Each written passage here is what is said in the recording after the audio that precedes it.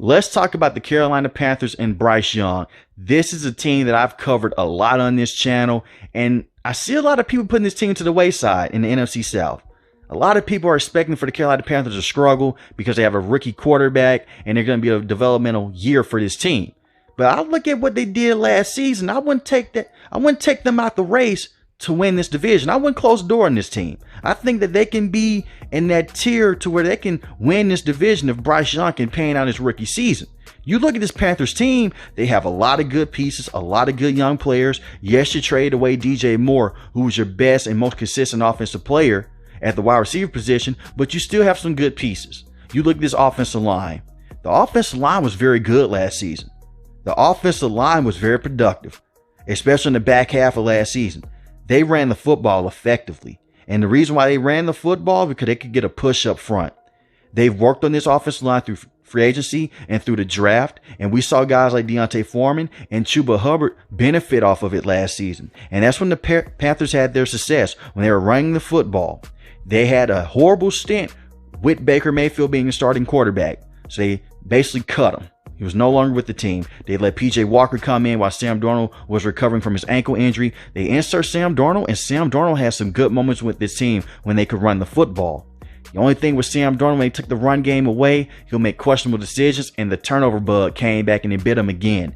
But if you can give this team a consistent quarterback and give them a consistent play caller, which this team has lacked for years, because Joe Brady was a terrible offensive coordinator, Matt Rule was a horrible head coach, and Ben McAdoo wasn't the best offensive coordinator either.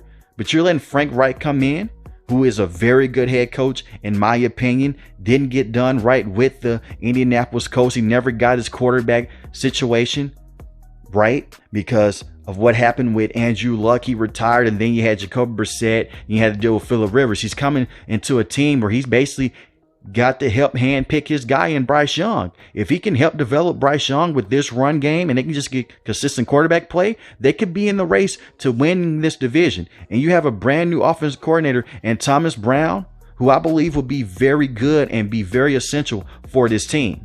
But the biggest weakness for the Carolina Panthers isn't going to be the run game. It isn't going to be the offensive line. It's going to be the wide receivers. And that's the biggest question mark. Adam Thielen is a good veteran.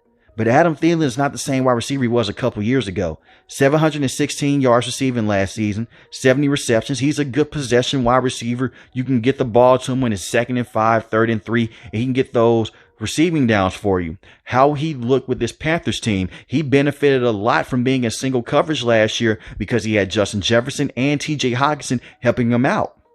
I do believe that Adam Thielen will be very essential to Bryce Young because he's a good veteran wide receiver. That's what you need to help develop a quarterback like Bryce Young. I believe that you can still get some things out of Adam Thielen, but he's not the same wide receiver, and he cannot separate to the same ability that he was able to do a couple years ago when he had Stephon Diggs alongside him, or even when Justin Jefferson first got there. But you look at the other wide receivers on this team. I like these guys. You have Marshall Jr. out of LSU that just selected a couple years ago in the draft. He was a Joe Brady guy. Joe Brady didn't know how to use him. He struggled his rookie season. But last year, he was a very good and very efficient deep threat. Did he have his drops? Yes.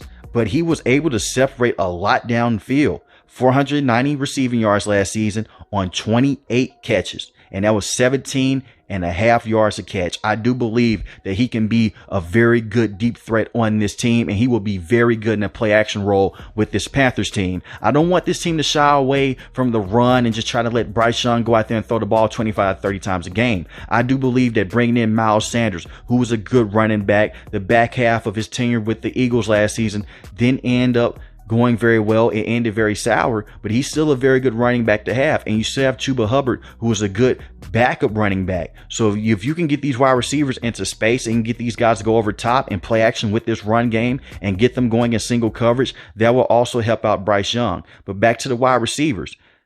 Marshall Jr. could be a guy who has struggled with drops before in his career, but he wasn't in the best situation. Listen to the things that this kid has had to deal with. Matt Rule as a head coach, that was terrible. Joe Brady as offense coordinator, didn't know how to use him. Ben McAdoo last season wasn't great for this team. So he wasn't in the best situation. You're getting some offensive guys now that have NFL experience, and they can help him out with those concentration drops, because most of the drops that he has dealt with in his career has just been basically concentration. But he can separate down the field. His route running does need to take the next step because he does get bullied at times by physical corners, but he could be a very good wide receiver for this team. I love Jonathan Mingo coming out of Ole Miss. Very physical, very big wide receiver. Reminds me a lot of A.J. Brown, 6'2", 225 pounds. He is going to be a very good, consistent target for Bryce Young over the next couple of years. I do expect for him to maybe have some struggles for his upcoming rookie season, but I would not be shocked if he was one of those breakout rookies for this upcoming season as well. And you have DJ Chark, who is another guy that can stretch the field. He can go down the field. He can get you some big yardage as well. 17 yards a catch, 502 yards last season on only 30 receptions and 3 touchdowns. And he did deal with some injuries last season. I do believe that he can come in and he can give this team a lot of jolt and a lot of energy in the open field. And you look at Laviska Shenault. I really have been sitting on this idea for some time now. You guys can go back and watch the other videos that I made about the Panthers. Laviska Shenault has very good potential. He's been in the NFL for a couple years now. I love his game. He can make some moves in open field. He's like a running back when you give him the ball in open field. And he's so explosive. I saw him go against the Saints last year with Baker Mayfield at the quarterback position. It was a bubble screen, 66 yards straight to the house on the Saints defense. That is a tough defense in the NFL. He made the corner miss, spin move straight to the house. That is how good he is. He has just struggled to stay healthy. But if he can stay healthy, if he can just give you 14 to 15 games a season or even 13 games a season, he can give you good productions and he can be a very good weapon for this Carolina Panthers team. Do not sleep on the wide receiving core. I know it's the biggest weakness with this team, but these wide receivers could step up, especially with the play of Bryce Young, and they can shock some people. You also have Hayden Hurst at the tight end position, 414 yards last season, 2 touchdowns, has dealt with injuries in the past, didn't pan out with the Baltimore Ravens a couple years ago because he was their first round pick. But he went over to the Cincinnati Bengals, found success. Went over to the Atlanta Falcons, found some success. So I do think that he can give you some talent at the tight end position. He's not going to be a top tight end in the NFL, but he's going to be a very good piece for Bryce Young. So this offense, if they can just get the run game, continue to go, and have this offensive line protect Bryce Young, because size is the issue for a lot of people. It's not an issue for me. He has a rocket arm and he's extremely accurate. I do believe they can protect Bryce Young. He will find a way to pick apart defenses and they can get that run game going.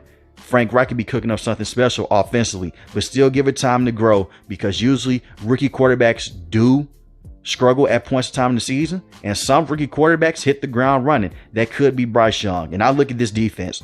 They're a playoff ready defense. I said it. They have some good names on this defense, and they reloaded in free agency and in the NFL draft. Now, a couple years ago, they had Hassan Reddick, and he was extremely good for this team. And you definitely saw on film they were not able to pressure the quarterback the same way. But Brian Burns is still a very good defensive end. He's a top 10 defensive end in the NFL. 12.5 sacks last season, 1 forced fumble. Extremely good. You have Henry Anderson alongside him. He's not a guy that's going to go out there and get you big sack production, but he's going to go out there and help stop the run and be physical alongside Brian Burns. Then you have Derek Brown. Isn't going to get you the big sack numbers, but one thing Derek Brown did do last season was push the pocket, be disruptive, put pressure on the quarterback, and it helped guys like Frankie Louvu get to the quarterback. And the biggest thing with Derek Brown, he was able to go out there and be a force and take up some double teams last season and stop the run. So when I look at this Panthers team, they're very good defensively, especially up front. And I spoke with Frankie Louvu a couple seconds ago. 7 sacks last season, 1 forced fumble, 1 interception. He was having some good games when Baker Mayfield was the quarterback. He was out there being a franchise difference maker on the defensive side of the ball. He was being a game changer. The biggest thing was Baker Mayfield was holding his team back because of turnovers and how stale the offense was, and he wasn't able to get the ball to DJ Moore because he always got the ball batted down the line of scrimmage. But if you can just get them consistent quarterback play, this defense will show up. This defense was ranked better on film than what they were last year, because they were extremely good. They caused havoc, and their secondary, when healthy, was very good. Now, we saw when they went against the Tampa Bay Buccaneers. It was the game before the last game of the season. Their secondary was hurt. Dante Jackson was out. Then you had to depend on CJ Henderson to be number 1 corner, and he got burnt. He is best as your number 3 corner. He is really best when he's not on the field. But having J.C. Horn, Dante Jackson there, that's a very solid corner duo. Just got to keep both of these guys healthy. And the thing was, J.C. Horn towards Achilles. How will he look coming back? I expect for him to be the same corner that he was a couple years ago or even last season. He was very solid before he got hurt. And then you look at J.C. Horn. He broke his wrist. He should come back and he will continue to get better. He's a very good young corner in the NFL. He's one of the best young corners in the NFL. And you look at this safety room, it is loaded. Xavier Woods is a good safety. You got him in free agency last year.